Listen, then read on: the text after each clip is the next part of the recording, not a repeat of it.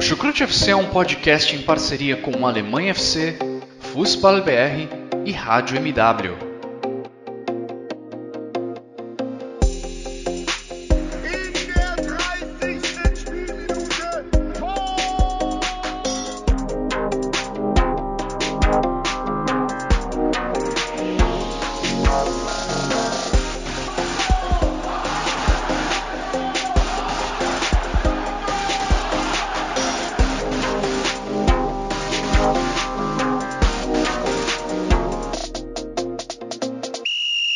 Sejam muito bem-vindas, sejam muito bem-vindos, fãs da Bundesliga. Eu me chamo Guilherme Ferreira e recebo vocês para mais uma edição do Chucrute FC, edição em que vamos repassar o que de melhor aconteceu na 10ª rodada do campeonato alemão.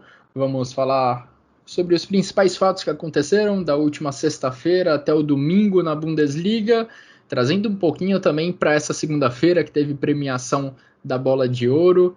E hoje o Chucrute FC mais uma vez tem um episódio de GIS, porque tenho ao meu lado virtualmente o meu xará Guilherme Monteiro, diretamente do Rio de Janeiro. Tudo bem por aí, xará? Seja muito bem-vindo a mais um episódio. Olá, xará. Olá a todos os nossos ouvintes, né?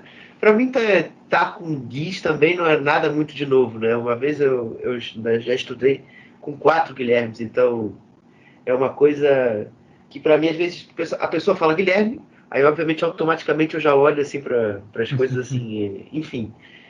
Eu sempre fui reconhecido mais pelo meu sobrenome. E aí, enfim, essas coincidências da vida que acontecem também aqui. E falando um pouco já do futebol, assim, a Bundesliga, ela está achatada na sua condição de tabela, mas eu também diria mais competitiva, e o achatamento realmente é uma prova disso. E como as equipes, até mesmo o Schalke, embora tenha feito uma campanha bem abaixo, como o nível está maior, né? O Werder Bremen, principalmente, eu acho que eu diria que trouxe uma elevação maior assim, de qualidade aos todos os 18 times da Liga, somando, obviamente, o próprio Werder Bremen.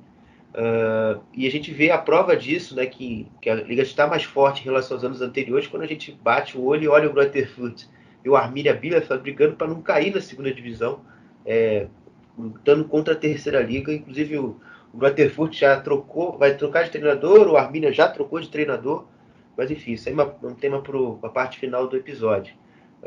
Mas enfim, é isso aí as minhas impressões iniciais do campeonato. Pois é, e para provar, digamos assim, como a tabela da Bundesliga está achatada, como o Xará mencionou, só a gente olhar aqui, o Freiburg, terceiro colocado, tem 18 pontos e o Mainz, 11º, tem 15. Ou seja, mais da metade da Bundesliga está a uma rodada de alcance do G4, que é algo impressionante, considerando que temos quase um terço de temporada já disputada. Um terço de Bundesliga já está nos livros de história. Bom, a gente vai comentar muito sobre isso ao longo dessa próxima hora. Vamos repassar o que de melhor aconteceu nos 9 jogos do campeonato nesses últimos dias, nessa 10ª rodada. Mas antes disso, quero dar aqueles recados de sempre, agradecendo a todo mundo que acompanha o nosso trabalho, a todo mundo que ouve o Chucrute FC. Lembrando que a gente disponibiliza os nossos episódios nas principais plataformas de áudio e também no YouTube.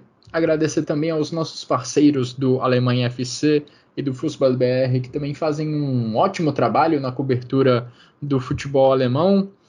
E vamos lá, Xará, falar sobre futebol alemão, falar sobre Bundesliga. Antes dos jogos em si, quero trazer o tema mais quente, digamos assim, porque nessa segunda-feira a gente teve a premiação da Bola de Ouro, tradicionalíssima premiação que é organizada pela revista France Football, que teve alguns jogadores alemães, alguns jogadores da Bundesliga como destaque. Primeiro falando do prêmio principal, o prêmio de melhor jogador da última temporada, entregue para Karim Benzema. Até aí, nenhuma surpresa, era o cara favoritaço para ganhar esse prêmio nessa edição, agora em 2020.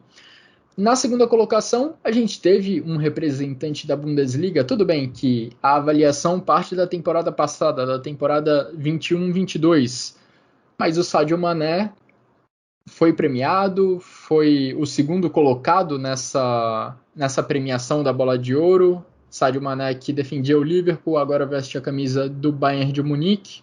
Na quarta colocação, a gente teve o Lewandowski e na 10ª posição a gente teve o Haaland. Esses dois meio que fizeram um caminho contrário, né? Foram avaliados pelo que fizeram no futebol alemão, por Bayern de Munique e Borussia Dortmund, mas agora defendem outras equipes, defendem Barcelona e Manchester City.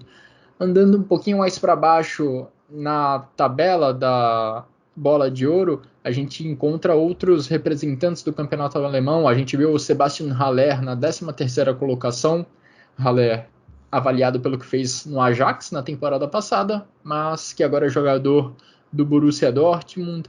A gente vê também na 25ª colocação o Antônio Rüdiger, zagueiro alemão do Real Madrid. Também na 25ª colocação a gente vê o melhor jogador da última temporada da Bundesliga, o Christopher Nkunku, além do Joshua Kimmich, também o 25º colocado. Xará, o que te chama a atenção nessa premiação da Bola de Ouro, no prêmio principal que a gente teve nessa segunda-feira? Eu diria que a principal distorção e a que mais me incomoda é, por exemplo, o Nkunku está na posição 24, enquanto o Haaland está na posição 10. Sendo que o Haaland fez 21 jogos na última temporada de Bundesliga, com 34 partidas a total de ser disputado. Ele só teve um pequeno protagonismo ali no início da temporada, que ele ajudou o Dortmund assim, a ganhar jogos assim, que o Dortmund fez força para perder e ele ali resolvia. Mas as lesões atrapalharam muito o curso da temporada dele. E de bola por bola, o Nkunku foi muito superior ao Haaland na temporada passada. Não só por conta de Domenico Tedesco ter potencializado, obviamente, ele. As outras posições de jogadores da Bundesliga também não há muita contestação. O máximo ali o Kimmich, se não chegasse na posição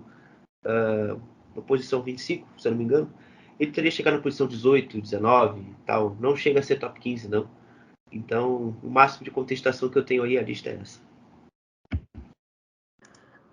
De fato, você foi no ponto certo. Acho que o que melhor exemplifica... Acho que o ponto mais crítico dessa lista da France Football foi mesmo a posição do Nkunku, pelo menos olhando dessa perspectiva de quem acompanha a Bundesliga. O Nkunku tão atrás assim do Erling Haaland, já que a contribuição dos dois na última temporada foi muito diferente e muito favorável ao jogador francês, que não sofreu com lesões, como o Haaland sofreu, e conseguiu ser o melhor jogador do campeonato alemão na última temporada. Colocar o Nkunku em 25º e o Haaland em 10º realmente é algo muito estranho, é uma dessas bizarrices que a gente vê em premiações individuais que acabam pesando muito no nome do jogador, né? A reputação que esses jogadores têm pelo que fizeram em temporadas passadas acaba refletindo muito nessas premiações individuais. Apesar do Haaland ser jovem, ele já vem construindo essa reputação já há alguns anos, desde pelo menos ali 2019. O Nkunku teve o grande ano da carreira dele nessa temporada 21-22, então esse fator reputação, o peso do nome do Haaland, acho que já fez a diferença a favor do norueguês, e isso fica bem evidente na comparação com o Nkunku. Passando para os outros prêmios da noite, lá em Paris, a gente teve a estreia do Prêmio Sócrates, que, claro, foi criado em homenagem ao ex-jogador brasileiro, ao Dr. Sócrates. O Raí, que é irmão do Sócrates, estava hoje na premiação lá em Paris. E quem ganhou o prêmio agora em 2022, na estreia do Prêmio Sócrates, foi o jogador do Bayern de Munique, Sadio Mané. O Prêmio Sócrates foi concebido pela France Football para premiar jogadores que estão envolvidos em causas sociais, em projetos de caridade.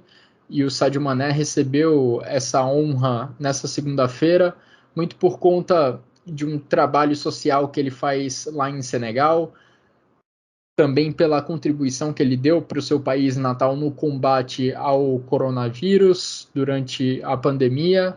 Então, o Sadio Mané ficou, além de ficar em segundo no prêmio geral, também ganhou esse prêmio Sócrates, também levou esse troféu, esse novo troféu para casa, troféu entregue pelo Raí, ex-jogador brasileiro e irmão do Dr. Sócrates. No prêmio Lev Yashin, no troféu Lev Yashin, que premia os melhores goleiros da temporada, a gente também teve representações de clubes alemães, de 2 jogadores alemães, Kevin Trapp em 6º, Manuel Neuer em 7º. Kevin Trapp, acho que muito motivado aí pela campanha do Eintracht Frankfurt, no título do Eintracht Frankfurt na Europa League. O Neuer ficou uma posição abaixo, e no prêmio Copa, que premia, com perdão da redundância, os melhores jogadores jovens do planeta, o prêmio ficou com o Gavi do Barcelona, mas a gente teve alguns representantes da Bundesliga no top 10. Musiala foi 3º, Bellingham foi o 4º, Gvardiol e Gravenberch ocuparam a 6ª colocação, ADM foi o 9º e Florian Wirtz foi o 10º colocado, apesar de perder boa parte da última temporada por lesão. Xará, o que te chamou mais atenção nesses outros prêmios? Algo se destacou para você? O Raymond Kopa, né, que inclusive faz referência a um jogador francês que inclusive nomeia o estádio do Angers Football Club lá na Ligue 1 na França. Eu Gostei da acredito... pronúncia, gostei do francês aí. Sim. O Duolingo trabalhou forte agora. Enfim, o Bellingham, velho, fica atrás do Gavi, embora também o jogador do Barcelona tenha feito uma boa temporada. Ele já trouxe muito mais impacto no jogo do Dortmund do que, por exemplo, eu diria que o Gavi em relação ao jogo do Barcelona.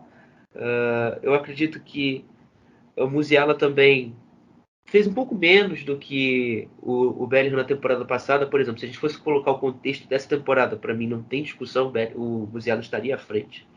Então, essas pequenas discordâncias aí do que eu tenho dessa premiação, né? Como você destacou também no seu início de comentário, essas premiações são feitas muito baseadas no nome, e não parece que ninguém vê futebol, e isso, de certa forma, frustra, porque há tantos bons jogadores e que às vezes não são tão bem quistos, né, segundo esses avaliadores aí que definem essas premiações.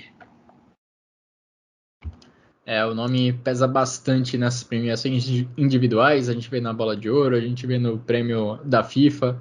Não importa o júri, sempre tem uma reclamação grande nessas premiações individuais. Bom, agora acho que a gente pode passar para a rodada da Bundesliga em si, para a 10ª rodada do campeonato alemão.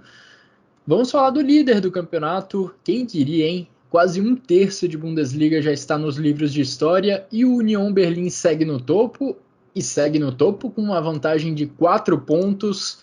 O Union Berlin nesse final de semana venceu um dos poderosos do campeonato, venceu o Borussia Dortmund jogando em seu estádio.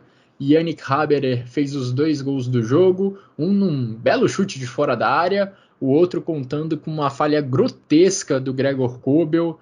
O Union Berlin fez 2 gols em 20 minutos de jogo. Depois disso, Xará basicamente furou a bola, se fechou na defesa, não deixou o Borussia Dortmund criar praticamente nada, e bem no estilão Urs Fischer saiu de campo com os 3 pontos, se mantendo na liderança, com uma liderança relativamente folgada, vai? 4 pontos de vantagem não é nada mal. Eu acho que a gente não tem uma liderança assim tão folgada na liga, tem que pesquisar. Eu até te coloquei na condição meio bosta, mas enfim. Desde, sei lá, o Dortmund na temporada, acho que é 2021, que o Dortmund chegou a abrir 9. Não, perdão, aí foi 19-20. Chegou a abrir 9 pontos e depois perdeu o campeonato. Acho que foi na 18-19, não é? 18-19. O Gladbach também com o Lucien Favre. O Gladbach também chegou a fazer uma diferença grande, se não me engano, acho que foi 7 na temporada de 19-20. Mas, enfim, acho que nos últimos anos realmente é a maior diferença que existe. De fato, tirando o Bayern de Munique, obviamente. Sim. Sim. Falando assim do jogo em si, foi um jogo que eu entrei assim, com uma certa expectativa, porque, por exemplo, o Marco Reus tinha expectativa de jogar. Foi bom até vê-lo no segundo tempo, mas de início também trazia um pouco mais de ânimo para o torcedor do Dortmund.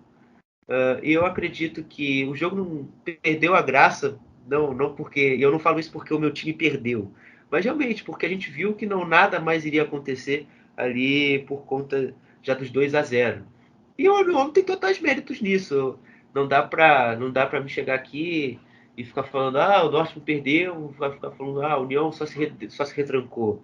E não é assim. O União fez um trabalho defensivo assim que eu cheguei até a elogiar no Twitter. Eu acho que foi muito inteligente o Fischer tirar a saída de bola do Dortmund a todo tempo, né? Usando muito o Schäfer e o Abera para tirar esse passe do Schlotterbeck, do Hummels e também do Zul, que jogou, e fazer com que todas as jogadas que vinham pelos lados, principalmente pelo lado esquerdo, que até origina-se os 2 gols, fossem totalmente travadas, não saísse nada dali. Então, o jogo até o fim do primeiro tempo e boa parte do segundo era roda a bola para um lado, pressão, a bola não avança. Gira a bola para o lado direito, também não avança.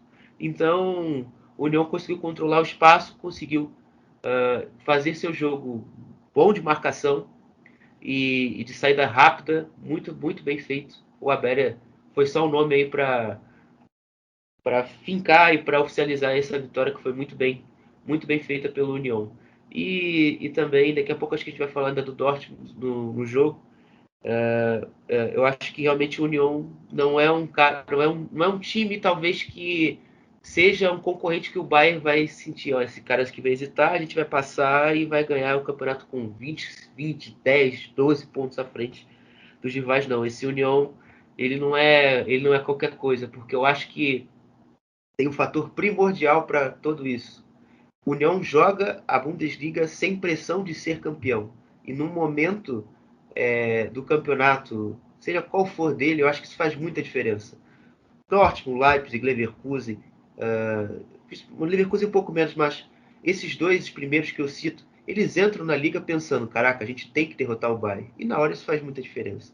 A necessidade de você frear uma equipe que é super campeã, infelizmente esses times não conseguem fazer de frente. Então, por isso que quando eu vejo o União à frente, o Freiburg à frente, eu ainda tenho esperança. Por conta que o fator da pressão faz com que essa necessidade, às vezes, por exemplo, você pegar um jogo desse e ganhar, seja menor. A pressão é menor. Então, se a pressão é menor, você pode ficar mais relaxado e você desempenha seu futebol melhor. Cara, e essa campanha do União Berlim, para mim, tá cada vez mais impressionante, porque eu, pelo menos, pensava no começo do campeonato que, dessa vez o União Berlim ele vai se dividir com a competição europeia, talvez ele se divida mais do que na temporada passada, quando a campanha na Conference League foi por água abaixo logo no começo, então talvez dessa vez o União Berlim sinta o peso de disputar várias competições simultaneamente, de disputar 3 competições simultaneamente, digamos assim. Aí na quinta-feira o União Berlim vence um jogo dramático contra o Malmo na Liga Europa, tem 2 dias a menos de descanso do que o Borussia Dortmund para se preparar para esse jogo que aconteceu no domingo, e mesmo assim o União Berlim entra no jogo, abre 2-0 com 20 minutos e sai de campo com a vitória. Mesmo no meio dessa maratona de jogos, o União Berlim consegue se manter no topo. O Fischer até roda um ou outro jogador, consegue poupar um ou outro atleta em meio a essa correria, e os resultados continuam vindo. O topo da Bundesliga continua sendo do União Berlim, que é dono da melhor defesa do campeonato, com 6 gols sofridos, e não é como se o União Berlim contasse com a pontaria ruim dos adversários ou com noites muito mágicas do seu goleiro. Não é bem assim, não. O União Berlim, se a gente vê os gols esperados do adversário, a menor marca é a do União Berlim, ou seja, os adversários do União Berlim são os que menos produzem ofensivamente nessa temporada, menos até que os adversários do Bayern de Munique. Ou seja, é uma estatística defensiva muito impressionante, um time extremamente seguro na defesa e que aproveita as oportunidades que aparecem no ataque, como apareceu logo nos minutos iniciais dessa partida contra o Borussia Dortmund. A gente até falava, Xará, em episódios anteriores, que o time do Edin Terzic sentia a falta do Gregor Kobel, o Meyer não fez um bom trabalho nas partidas que teve que disputar como titular, enquanto o Kobel ainda se recuperava da lesão. Acho que isso ficou bem evidente nos jogos contra Manchester City, contra Bayern de Munique, quando bolas defensáveis acabaram entrando no gol. Só que aí o Gregor Kobel, justo no primeiro jogo dele, depois de retornar, acaba cometendo uma falha bizarra e entregou de graça um gol para o Yannick Haberer, que estava lá pronto para aproveitar qualquer falha que aconteceu mesmo. O Borussia Dortmund deu esse tiro no próprio pé e depois não teve muitas forças para se recuperar. Sim, mas eu acho que o Dortmund ele perde o jogo muito no plano inicial que o Terzic tenta, né, velho? O Terzic tentou botar mais um central, né, mais um zagueiro na equipe, com o Zulo, eu diria, seria esse terceiro elemento. Perdão, o Hummels nesse caso, porque o Hummels eu não vinha jogando por conta de lesão. Então, esse terceiro zagueiro, para você dar maior campo aos alas, né, no caso o Guerreiro e o Meunier, não que eu não goste dos dois, mas assim, a característica deles não condizem com o que é a estratégia, porque o plano era o seguinte: você ter alas que cheguem até o fundo e que fixem a atenção dos alas do União Berlim, o Ryerson e o Trimmel. Então era meio que forçar para o outro lado a preocupação de ter um jogador muito ofensivo às suas costas. Isso não aconteceu, até porque as características não condizem. O Guerreiro é um lateral que chega ao fundo, sim, mas ele é por meio da associação, do toque, da tabela. O Meunier é parecido, embora tenha um pouco mais de poder de profundidade do que o Guerreiro. Então, a estratégia meio que se anulou e nenhum peso desses alas foram vistos em campo. E a gente viu, como eu já citei, a bola rodando em U e não acontecendo nada. Outro erro, eu achei que o campo... Qual a necessidade de ter ele ali? Tentar fazer uma falta no Yannick Haber, no Rani Khedira, no André Schäfer? Não fez nenhuma diferença, não gerou nenhuma vantagem, nem posicional, nem de passe, nenhuma vantagem no campo. Então foi um peso morto nessa equipe. Então eu achei o plano do Terzic para o jogo muito errado, né? E as críticas do Stefan Kell, hoje vistas para Runar Richten, só potencializam isso que eu cito, né? Ele fala uma equipe que teve poucas trocas de posição, que os jogadores não se movimentavam tanto para gerar linhas de passe, enfim. Tem uma crítica também ao trabalho do Terzic nesse início de temporada, né? Eu acho que a única coisa assim que o Terzic tem a reclamar, talvez que ele pudesse fazer alguma coisa diferente, é não contar com o Wolf, que por incrível que pareça, para mim hoje é um desfalque. Ele faria muito mais sentido em campo do que, por exemplo, o Meunier na ala, e também o Modeste, por que não? O Modeste é um jogador que fisicamente poderia incomodar mais do que o Moukoko, embora o Moukoko também no segundo tempo tenha evoluído, tenha entrado no jogo de fato, incomodou, deu 3, 4 chutes contra o Ronaldo. Mas enfim, eu acho que para o início poderia ter sido Modesto para segurar a atenção dos zagueiros, arrastá-los, tirá-los da área e abrir espaço para os meias que vinham de trás, para os próprios alas entrarem na área e fazer um pouco mais de pressão na defesa do União. Então, esse aí talvez seja um pouco menos culpa do Terzic. Eu acho que falando depois agora do Marco Reus, que eu iniciei no comentário, eu acho que foi muito legal a gente ver a volta tão rápida do Reus, né? A gente previa talvez uma coisa muito pior pelo contato que foi que a gente viu as imagens, ele saindo de maca no derby contra o Schalke. Então, foi até, de certa forma, até aconchegante ao coração ver o Marco Reus de volta ao gramado. Espero que o Dortmund precisa dele e espero que ele ajude, de fato, já nesse jogo contra o Hannover pela Copa da Alemanha, que não vai ser um jogo fácil na quarta-feira. O departamento médico do Borussia Dortmund, que tem vivido lotado nos últimos tempos, pelo menos agora não tem mais a presença do Marco Reus, que vai tentar ajudar a equipe a se recuperar um pouco na tabela nas próximas rodadas. Tem jogo importante pela Copa da Alemanha, como o Xará citou, e na Bundesliga também o time precisa voltar a subir na tabela, porque nesse momento está fora do G4, está na 8ª colocação. Tudo bem, tudo muito embolado na tabela da Bundesliga, como eu e o Xará já comentamos, mas a sequência recente não é muito positiva. São 3 derrotas nas últimas 5 rodadas para os comandados de Edin Terzic. Xará, vamos para o outro grande jogo que a gente teve nesse domingo, outro jogo de líderes do campeonato, Lá na Allianz Arena, o Bayern de Munique não tomou conhecimento do Freiburg, fez 5-0, 5 jogadores diferentes balançaram as redes pelo time comandado pelo Julian Nagelsmann, e agora o Bayern é o perseguidor mais próximo da equipe do Union Berlim, é o perseguidor mais próximo do líder do campeonato. Bayern de Munique marcou seus gols com Marcel Sabitzer, Sadio Mané, Leroy Sané, Choupo-Moting e Serge Gnabry. Vitória imponente da equipe do Bayern de Munique, né, não, Xará? Produziu bastante no ataque, não deixou o Freiburg se criar na defesa e saiu de campo com os 3 pontos. Sim, foi o Bayern aquele que a gente está acostumado a ver, né?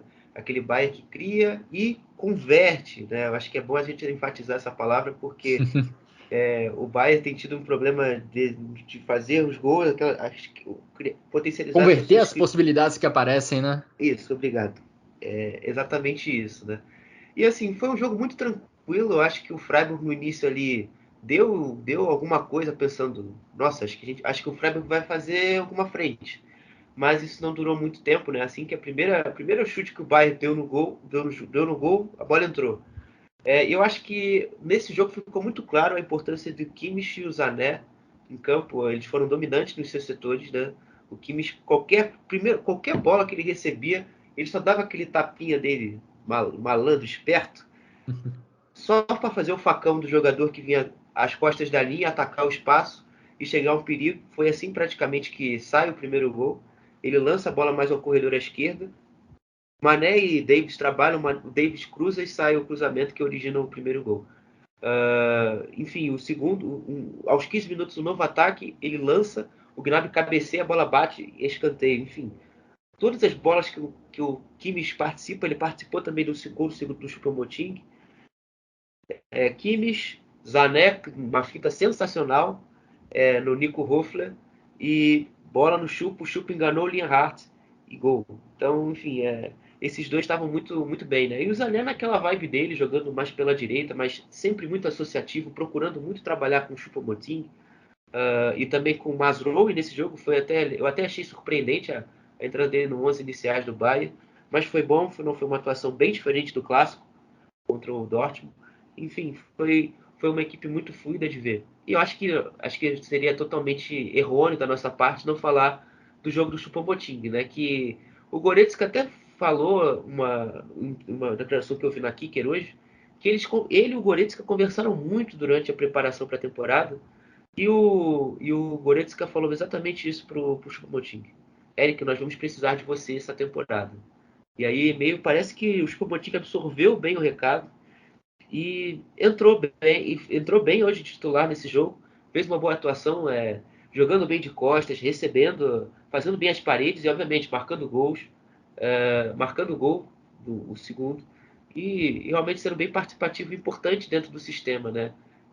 Às vezes, eu sinto falta nesse sistema do Bayern, um cara talvez mais fixo, mais de área, um cara para prender a atenção do zagueiro e abrir um espaço. E ele foi exatamente esse cara de receber de costas, de se associar, de vez em quando aparecer e chutar, e finalizar. Um cara que engana, tem o lúdico, como ele fez no segundo gol. Enfim, foi uma atuação bem, bem imponente do Choupo-Moting. Cara, eu ia destacar exatamente o Choupo-Moting, que é um cara que nunca foi visto como um potencial titular de fato do Bayern de Munique, muito pela presença do Lewandowski no elenco, mas mesmo agora sem o Lewandowski, a gente nunca via o Choupo-Moting sendo considerado seriamente como um titular de fato da equipe do Bayern. Acho que ainda não chegamos nesse patamar, mas o Choupo-Moting nesse jogo deu uma ótima demonstração de que o Julian Nagelsmann pode, quem sabe, confiar nele em jogos importantes ao longo da temporada. A atuação foi realmente muito boa do Choupo-Moting. Acho que sem muitas dúvidas a melhor que eu já vi dele com a camisa do Bayern de Munique, não só pelo gol, mas também, como você mencionou, Xará, pela participação que ele teve em outros lances importantes. No primeiro gol ele não deu assistência, mas talvez o passe mais importante da jogada tenha sido o dele, ali para a ponta esquerda, para o Alphonso Davies, se eu não me engano. Além de marcar o gol, foi do Alphonso Davies, né? que aí a bola acaba chegando na grande área e dali o Serge Gnabry faz 1-0.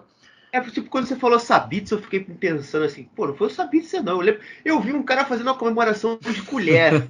Aí não, acho que foi o Gnabry.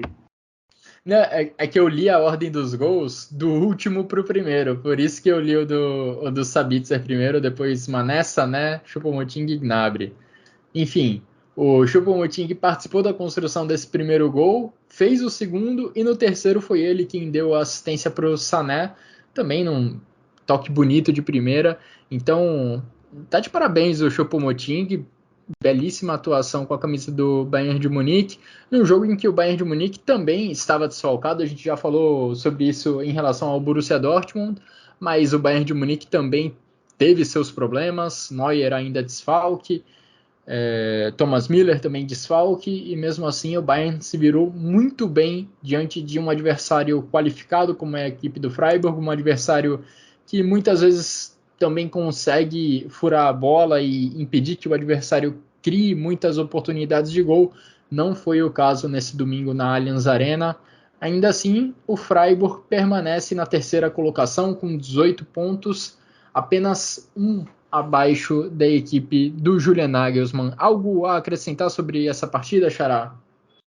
Não, só apenas destacar o jogo muito ruim assim de 4 jogadores do Freiburg, que para mim são primordiais para o sistema. Doan, Zildjian, Hofler, Eggestein. Então vou colocar mais 5, o Lienhardt.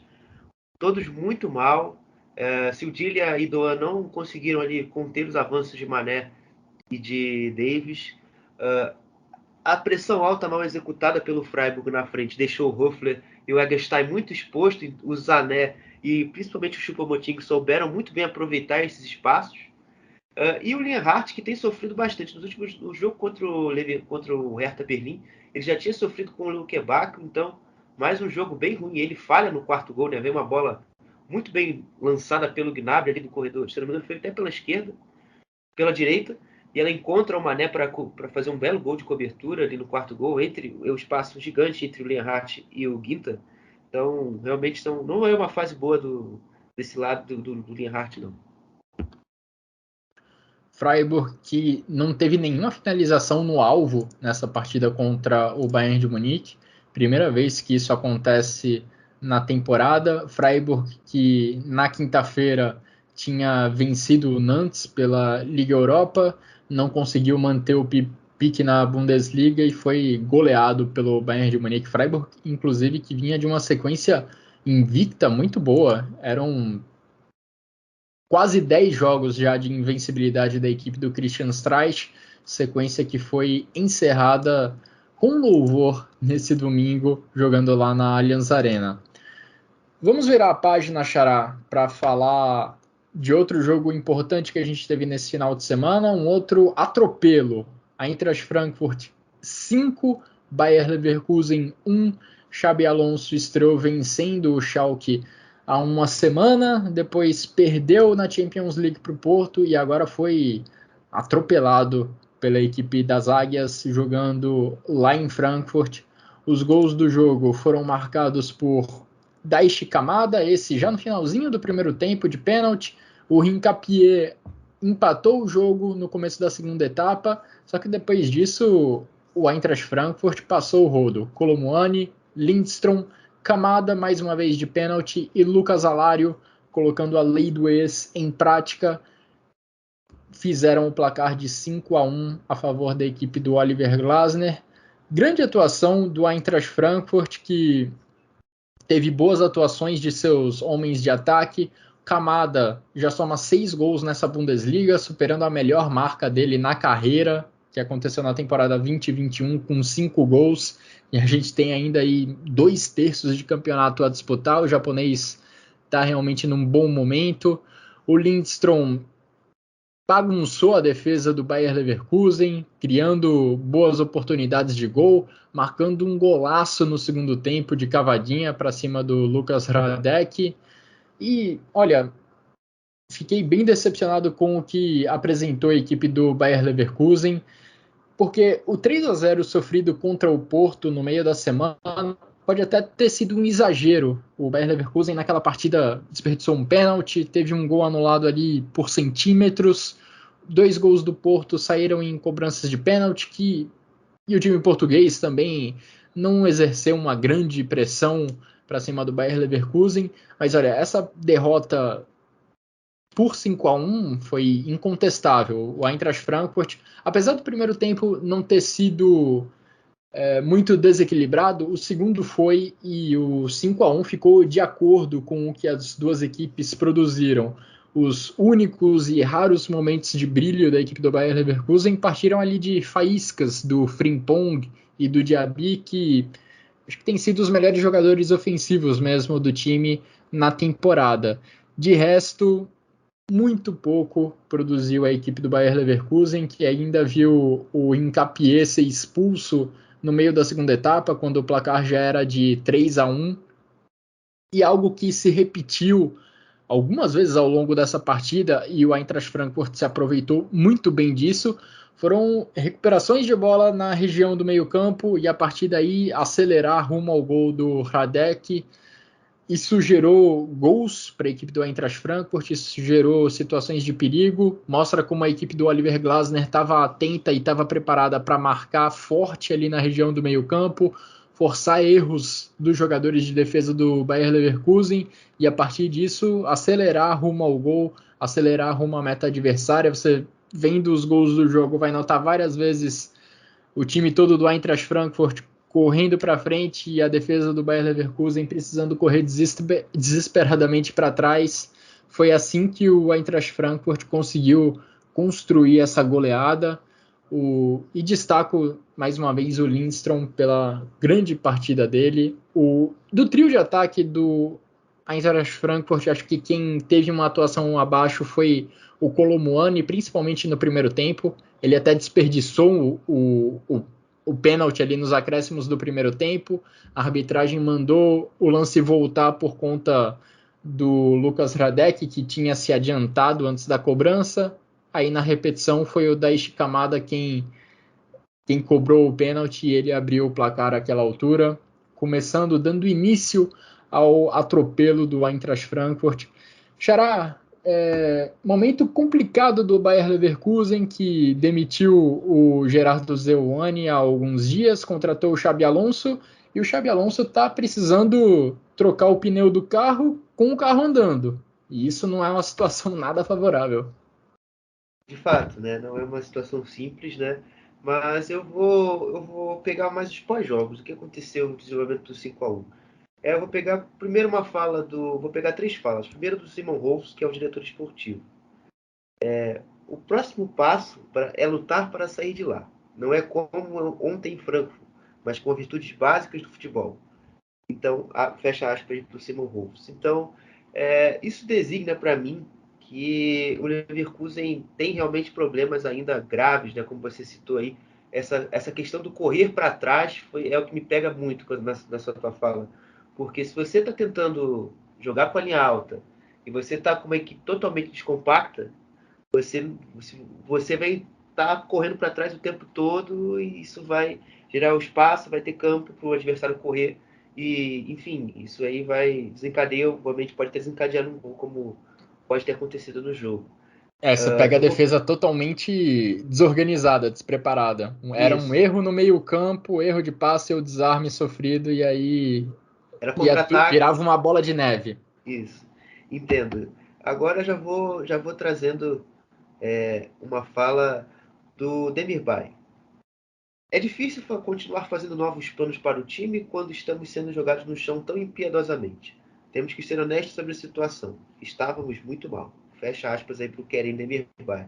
Assim, ele e o Andres, que é a minha próxima fala, trouxeram e vão trazer falas assim de questões muito internas do elenco, né, que parece haver meio que a gente vai sair dessa fase, sabe, um certo deslize e desincômodo com a situação na tabela do Leverkusen. Eu acho que você já passou 25% do campeonato. Você está num emaranhado assim de times muito próximos, mas que você não consegue pontuar. Essa situação para time grande não é uma situação fácil de resolver, que você vai naquele salto alto, a gente vai passar, a gente vai conseguir, não sei o quê, e às vezes as vitórias não vão vindo, a tua confiança vai baixando, e quando você vê, você está completamente perdido e sem muito o que fazer. Então eu acho que o mais importante, né, e até o que o Anderson vai falar daqui a pouco na sequência, é você conseguir de fato logo um resultado para você sair desse lodo que você se enfiou. Tipo o que o Stuttgart fez nesse final de semana. E daqui a pouco eu vou falar do jogo do Stuttgart. Mas enfim, eu acho que o caminho do Leverkusen não é muito é, é, é aquele discurso meio a gente já conhece, né? Aquele discurso a gente tem que trabalhar e vencer o Wolfsburg no próximo final de semana. Então é basicamente isso aí que eu acho que é o que traz as respostas para o trabalho. E óbvio, eu acho que a semana livre que o Xabi Alonso vai ter nessa vez, né, já que o Leverkusen conseguiu ser eliminado pelo Elversberg na Pokal, vai ser importante. Pois é, verdade, né? Nem tava lembrando que o Bayer Leverkusen tinha essa semana livre graças a Ao Elversberg, essa a derrota para o Elversberg. derrota totalmente inesperada na primeira rodada da Copa da Alemanha, que traz esse, entre aspas, benefício para o Xabi Alonso. Entre aspas, não, é um benefício para o Xabi Alonso, porque ele vai ter bastante trabalho pela frente ao longo dos próximos dias, ao longo das próximas semanas. Vale destacar também o Paulinho, que parece estar renascendo dentro do clube. Com o Gerardo Zewani, ele parecia totalmente sem espaço. Ganhou alguns minutinhos com o Xabi Alonso na semana passada, marcou um gol. E agora contra o Eintracht Frankfurt ele foi titular, mas assim como basicamente todo o time do Bayer Leverkusen não teve uma boa atuação, não foi culpa, digamos assim, do Paulinho. O Paulinho não foi fundamental nessa goleada sofrida pelo Bayer Leverkusen, longe disso. O problema é muito mais profundo, é muito mais coletivo do que individual, inclusive. Xará, passando para outro jogo que a gente teve lá no sábado, para outra goleada agora, né? Stuttgart 4, Bochum 1, dois times que trocaram de treinador recentemente. Na semana passada, inclusive, o Bochum venceu a primeira nessa Bundesliga, já sob o comando do Thomas Lett. E nessa semana foi o Stuttgart quem venceu a primeira, e justamente contra o Bochum. Duelo de duas equipes que ainda estão na parte de baixo da tabela. O Stuttgart levou a melhor no primeiro jogo sem o Pellegrino Matarazzo no banco de reservas. O Michael Wimmer ocupou o lugar dele interinamente, mas o Stuttgart continua procurando um treinador para assumir o cargo. E enquanto ele não vem, a equipe reagiu com uma boa vitória diante de um concorrente direto. Né? E até já está também trazendo informações. O Stuttgart trabalha com duas hipóteses. Jens Kastrop, que foi demitido do Copenhagen no final do mês passado, tá aí quem lidera a corrida para assumir o Stuttgart. Mas hoje aqui que ele informou o segundo nome, né, que é Alfred Schröder. Aquele mesmo que treinou o Hoffenheim na temporada 2019-20 e atualmente treina o Ajax e é líder do campeonato holandês, enfim. A primeira situação, ela meio que está encaminhada, mas que anda em stand-by, por conta da questão do Schröder. O Stuttgart vai tentar ter uma conversa melhor. O Castro, a gente até conhece a estrutura do Stuttgart. Ele foi ao clube no domingo, fez uma reunião com o Misling, Tati, o Werler, enfim, os dirigentes do Stuttgart. E o Schröder é esperado ainda para ter essa conversa, fora que há uma terceira possibilidade, que é de manter o Michael Wimmer até o fim da parada, até o começo da parada da Copa do Mundo. Então ele teria jogar contra o Augsburg, o Dortmund nesse final de semana agora, o Hertha Berlim e, se eu não me engano, o Leverkusen. Então, são três hipóteses que o Stuttgart, trabalha aí para assumir o comando e até mesmo para manter. Mas falando do jogo em si agora, eu vi poucas mexidas assim, no sentido mesmo de apresentação do Stuttgart em relação às ideias do Rino. O sistema de marcação, no sentido de organização 5-3-2 manteve-se. O sistema tático, o 3-4-3 com a bola, também se manteve. Então, pouquíssimas alterações. Mas eu acho que o mais importante foi a questão da postura, das mexidas. Né? Eu acho que o jogo muda muito de figura desde que desde que acontece a lesão do Arramada e o Führich entra em campo, o Zilas, que estava sofrendo um pouco mais para jogar no lado do Danilo Soares, ele entra mais no jogo. O Führich, o Zosa e o Zilas trabalharam muito bem em conjunto, tanto que sai o terceiro e sai o quarto gol. Depois do terceiro gol, o jogo meio que morre, porque o Borro já não teria mais perna para chegar ao empate. Mas assim, eu achei que antes dessa construção do 3-1, uma equipe que foi muito positiva nos confrontos com os defensores do Borro, né? Eu acompanhei e notei o Gamboa contra o Thiago Tomás, e às vezes até o Zilas no segundo tempo. O Danilo Soares contra o Zilas e no segundo tempo também o Thiago Tomás, mas os dois levando o Danilo ganhando muita vantagem em cima do Zilas e do Thiago, obviamente. O Thiago não fez um bom jogo. E acho que também o que mais me impressionou foi o Luca Pfeiffer contra o Ivan Ordetz, que, pelo amor de Deus, não há explicação por que ele joga ainda na titularidade do Borro. Mas enfim, isso daqui a pouco eu posso falar. Assim, eu vi que com o espaço o Stuttgart tinha muita condição de gerar perigo. A bola rodava muito rápido e nos contra-ataques conseguiu matar mais o jogo, né? Tanto que o segundo gol também sai de uma jogada rápida, né? Saiu o gol do Arramada. Mas é um Stuttgart que é um pouco mais efetivo na frente quando tem a chance e que sofre menos, né? Embora o adversário também não deixou muita gente ter muitas avaliações. Foi um Borro que tinha muito peso na organização ofensiva com o Stöger e com o Fösta, mas que quando esses dois não entravam no jogo, não havia criação, não havia nada de jogadas positivas, né? Tanto que o gol é um toque, uma tabela entre os dois, e o cruzamento vem o Zola, o goleiro Miller falha e a bola entra. Inclusive uma lei do ex aí basicamente tripla, né? Que é É, Foster, Stöger e Zoller, todos eles já jogaram pelo Stuttgart. eu nem sabia que o Zola tinha jogado por lá, olha aí, curiosidade legal. Mas assim, Tomalet tem alguns problemas a consertar no Borgo, velho, porque a gente vê uma equipe que está tentando ainda pegar os mecanismos. Obviamente é o terceiro jogo, ainda há muitos processos a serem incutidos ainda nos jogadores e eles conseguirem absorver. Mas assim, a saída com o Ruimer não está funcionando. O Ordens é um jogador extremamente vulnerável, tanto que ele falha no quarto gol, no gol do Endo. Ele dá assistência para o Endo fazer o gol. É um jogador que no confronto aéreo sofre bastante. O Mazovic estava praticamente jogando por ele e pelo Ordens. Então, agora, do meu ponto de vista, seria muito mais coerente você voltar com o Oerman, que vinha jogando até o jogo contra o Leipzig, ao 11 iniciais, porque é um jogador que exatamente estabiliza esse ponto, essa fragilidade na bola aérea do Borrom, que é um ponto que vem gerado bastante gols que a equipe do Borrom tem sofrido na temporada. Então, eu acho que o elenco, de fato, é limitado, mas eu acho que dá um caminho menos doloroso a ser seguido. Eu acho que uma boa prova para a gente ver isso pode ser também no jogo da Pokal de amanhã contra o Elversberg aí que o Borgo vai ter.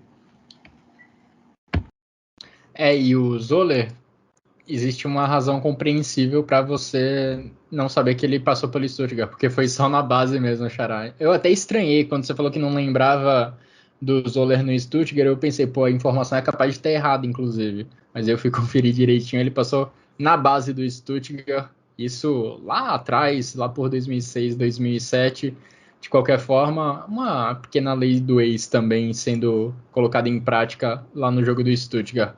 Agora, sobre o Bochum, uma coisa me preocupa bastante. Manuel Riemann falhou no lance do 2-0, saiu mal do gol tentando cortar a bola, e essa já não é a primeira falha grosseira dele que acaba resultando num gol adversário nessa temporada. E se a gente pensar que na temporada passada a salvação do Bochum passou muito pelas mãos do Riemann, defendendo algumas bolas improváveis, isso não está acontecendo nessa Bundesliga. Eu, pelo menos, não tenho visto com tanta frequência. E se você não tem o seu grande guardião da temporada passada num bom momento, acho que não é um bom sinal para essa equipe do Bochum. Thomas Lech, assim como o sucessor do Pellegrino Matarazzo, terá bastante trabalho a fazer para livrar a equipe da parte de baixo da tabela. Xará, vamos agora passar pelos outros jogos da rodada, porque tem mais treinador já sendo colocado em questionamento, já sendo cercado de rumores sobre uma possível demissão. O mais forte no momento vem lá de Gelsenkirchen, porque o Schalke perdeu mais uma vez. Na abertura da rodada, o Schalke perdeu para o Hoffenheim por 3-0. Munas Dabur marcou um gol, Skov marcou 2, esses 2 de pênalti, e o Frank Kramer já vem sendo bem questionado lá no comando da equipe do Schalke. Passando para o sábado, nós tivemos o movimentado empate entre Wolfsburg e Gladbach, empate em 2-2. Marcus Thuram marcou 2 vezes, já tem 6 gols nessa Bundesliga. Na temporada passada inteira foram apenas 3. É uma amostra de como esse atacante francês cresceu de um ano para cá.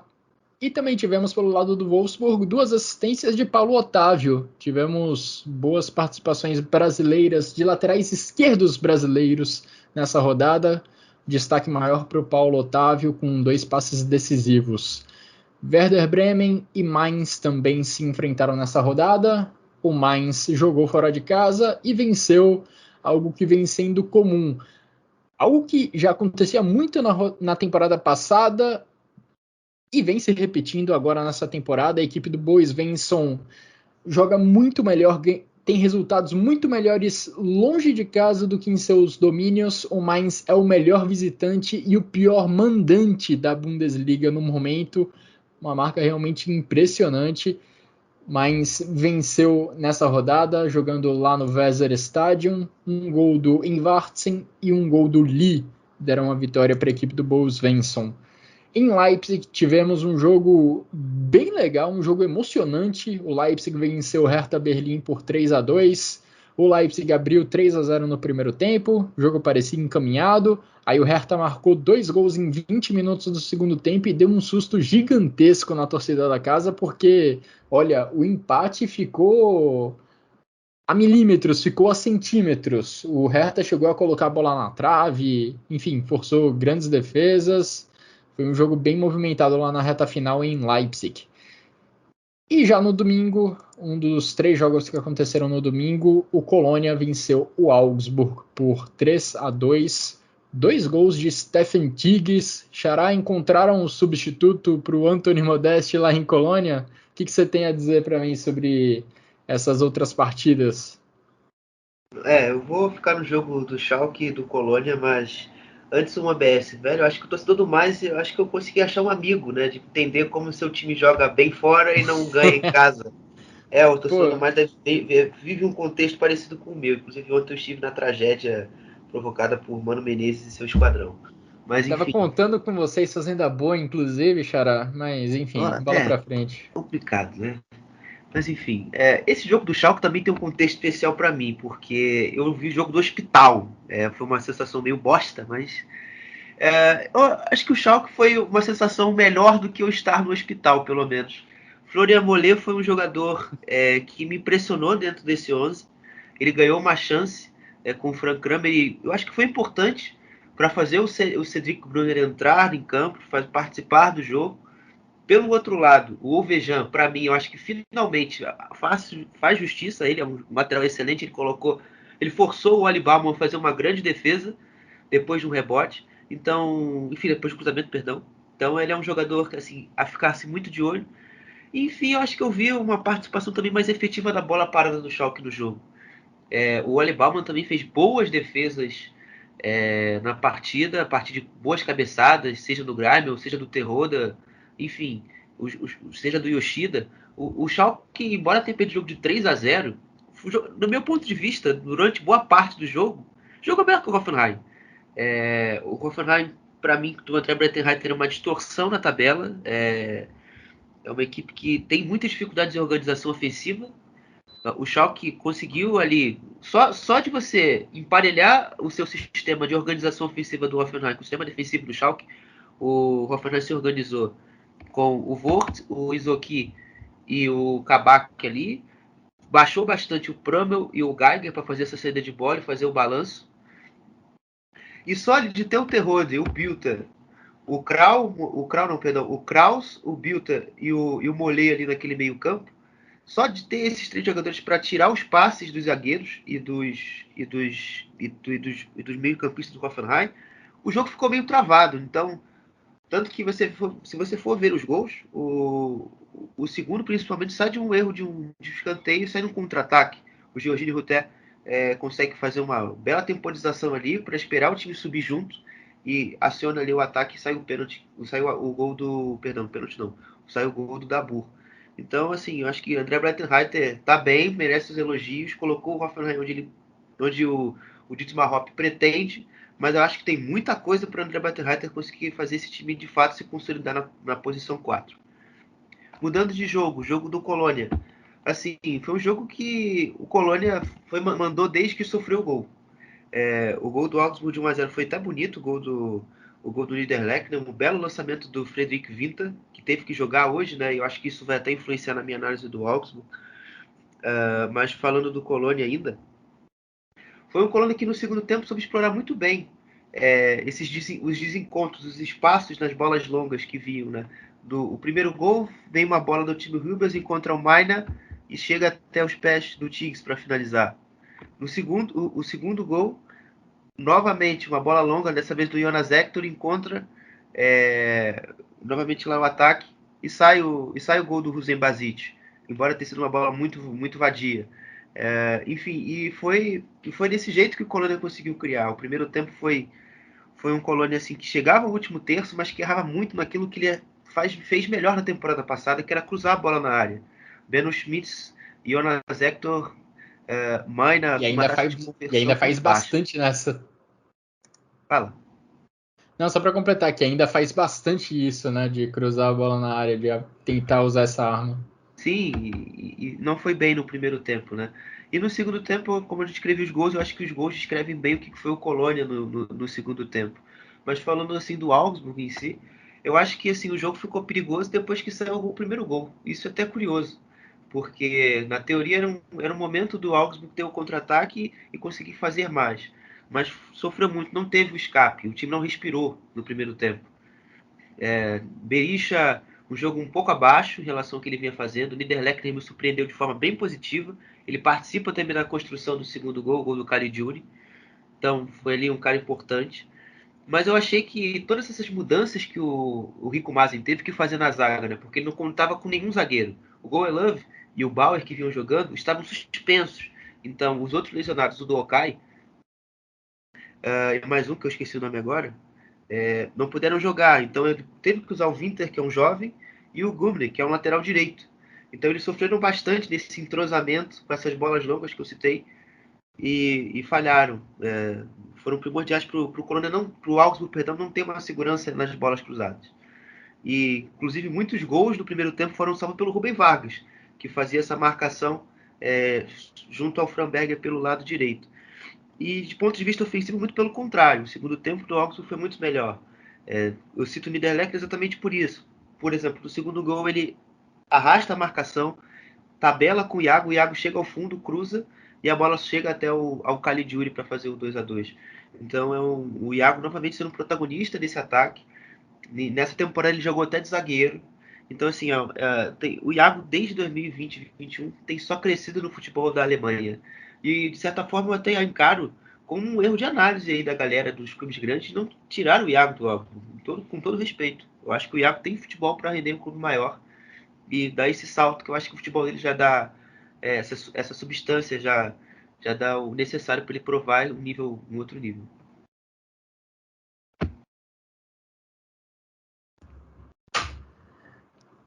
Como eu falei, alguns laterais esquerdos brasileiros se destacando nessa rodada, mais especificamente dois, o Iago e o Paulo Otávio. O Iago contribuindo ofensivamente para a equipe do Augsburg, como o Xará destacou, e o Paulo Otávio, autor de 2 assistências no empate do Wolfsburg contra o Borussia Mönchengladbach. Xará, passamos pelos 9 jogos da rodada na Bundesliga. Vamos ouvir o que de melhor aconteceu na segunda divisão. O que você me traz de destaque? Hoje tá gordo, velho. Hoje tá gordo. Primeiro ponto, trazer a primeira vitória de Marcos Weinzierl no Nuremberg. O Nuremberg venceu o Fortuna Düsseldorf. Eu acho que no fim das contas foi uma vitória muito mais importante pelo resultado do que pelo desempenho.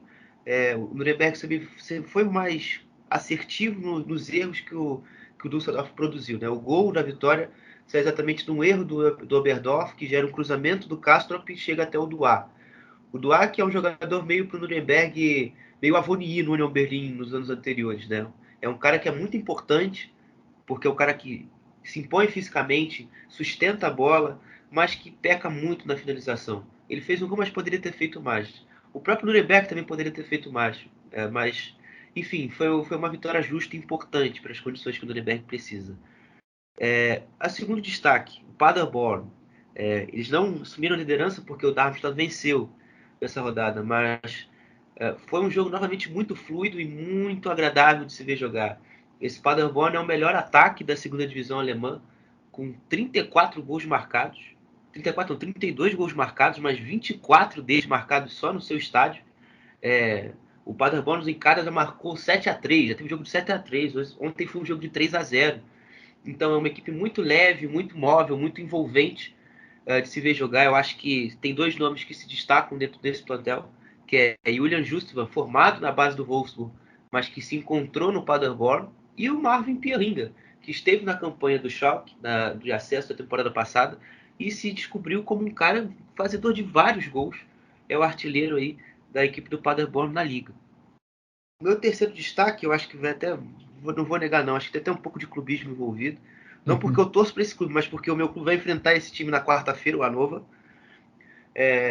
O Hannover é um time de troca rápida, é um time que também é bom e agradável de ver jogar. A bola às vezes não está entrando pelo lado direito, vão jogar a bola rápido para a esquerda. Você tem o Harvard News numa fase esplendorosa. Eu acho que você fala muito de terror por ser o cara que é o maior nome da liga em questão de representatividade, mas Harvard News é muito inteligente em sair da área, em fazer os gols, em gerar os espaços para a criação de oportunidades. Ele não só é artilheiro do Hannover na temporada, como foi decisivo para garantir os 3 pontos num jogo difícil contra o Arminia Bielefeld. A gente citou aqui eles no início na minha introdução. O Arminia fez um pouco de sufoco maior no segundo tempo, né? O Konsbrunt e o Robin Hack jogaram e fizeram um certo calor ali para a defesa do Hannover. Teve bola na trave, o Ziller fez uma bola, passou próximo ao gol do Ziller, enfim. Foram jogadores importantes para o Bielefeld. Mas assim, e o Hannover sentiu muita falta de um cara, sente ainda muita falta de um cara para ser um companheiro para o Harvard News, né? O Stefan Leiter está tentando usar muito o Nicola Trezold, um jogador das categorias de base do Hannover, que é uma grande promessa do clube. O Max Bayer, que foi destaque na temporada passada, surgiu aí para o futebol alemão depois de ter feito 2 gols em cima do Gladbach. Essa temporada ainda não decolou. O Weidant é um jogador muito limitado tecnicamente, também não tem agregado. E o C de Teuscher, que é que mais se encaixou com o Harvard News, se machucou e vai desfalcar a equipe do Hannover até no jogo contra o Dortmund. Então, é menos, entre aspas, um perigo para o Dortmund sofrer de gols. Mas, assim, ainda assim é uma equipe para se ficar muito atenta. Tem um jogo pelos lados do campo muito forte com o Zé Muroia e o Derrick Cohn. E tem um cara que garante gols, que é o Harvard News. Então, vai ser um jogo divertido na quarta-feira. O Hannover não vai ficar com a bunda totalmente lá atrás, não vai se esquecer de atacar e vai subir pressão, vai tentar recuperar a bola na frente, ter pouco campo para correr para vencer o jogo contra o Dortmund.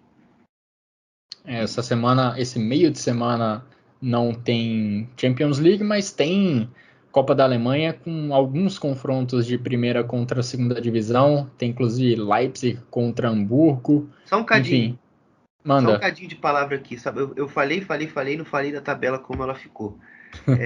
Deixa eu passar aqui a tabela aqui da segunda divisão. Bom, a primeira posição é do Darmstadt, que tem 27 pontos. O segundo, como eu falei, que é o Paderborn, tem 25. O terceiro é o Hamburgo, que perdeu o clássico contra o São Paulo. O São Paulo, inclusive, já meteu uma freguesia no Hamburgo. O Hamburgo só ganhou os últimos 2 clássicos dos últimos 11 entre as equipes. O Furt, como eu falei, que trocou de treinador, empatou e está na 16ª posição, empatou com o Rosa Rostock.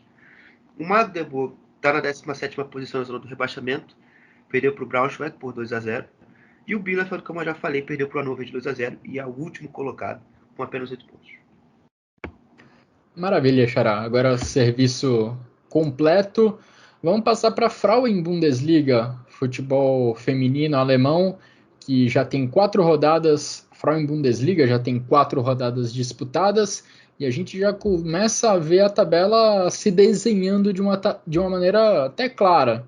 O Wolfsburg lidera com 12 pontos, única equipe com 100% de aproveitamento no campeonato até aqui. Bayern de Munique e Frankfurt estão dividindo a segunda colocação com 10 pontos. Bayern de Munique em segundo, na verdade, pelos critérios de desempate. O Frankfurt em terceiro. E depois a gente tem 4 equipes com 6 pontos ganhos, cada uma delas, né? Para cada uma delas, Freiburg, Hoffenheim, Colônia e Leverkusen. Ou seja, dos 3 primeiros para o quarto já existe aí uma diferença de 4 pontos. Os jogos dessa rodada, a gente teve a vitória do Wolfsburg, do líder Wolfsburg contra o Potsdam por 2-0. O Bayern de Munique venceu o Colônia por 4-0. Enquanto o Eintracht Frankfurt venceu a equipe do Essen também por 4-0. Também tivemos 0-0 entre Werder Bremen e Duisburg. Tivemos a vitória do Meppen sobre o Bayer Leverkusen por 1-0. E também a vitória do Hoffenheim sobre o Freiburg por 3-2. Xará, agora sim chegando ao final dessa edição do Chucrute FC, quero ouvir os seus destaques individuais da rodada da Bundesliga e também qual o seu golaço, qual o gol mais bonito da rodada na sua opinião? Eu coloquei o gol do Sané, acho que foi o terceiro gol contra o Freiburg, né, o gol da rodada. Os meus 3 jogadores de destaque são o próprio Sané, o Silas, que é Katompa e Vumpa, eu tenho que me acostumar com esse sobrenome, e o Stefan Tsigs. Cara, acho que nessa rodada a gente teve vários jogadores com potencial de entrar nesse trio de destaques, algumas boas atuações individuais. Eu vou com Lindstrom, vou com Silas e vou com Choupo-Moting. A gente vai de Silas Vumpa como voto em comum, Xará, mas pensei muito também em colocar o Marcus Thuram pelos 2 gols contra a equipe do Wolfsburg. Enfim, opções não faltavam nessa rodada. E gol da rodada, vou de Lindstrom. Belo chute de fora da área do Sané, mas a cavadinha do Lindstrom me pegou mais. Enfim, esses são os nossos votos e assim a gente encerra essa edição do Chucrute FC. Muito obrigado, Xará, pela atenção, muito obrigado pelos brilhantes comentários mais uma vez e muito obrigado mais uma vez a todo mundo que nos acompanhou até aqui. Um grande abraço a todos e até a próxima.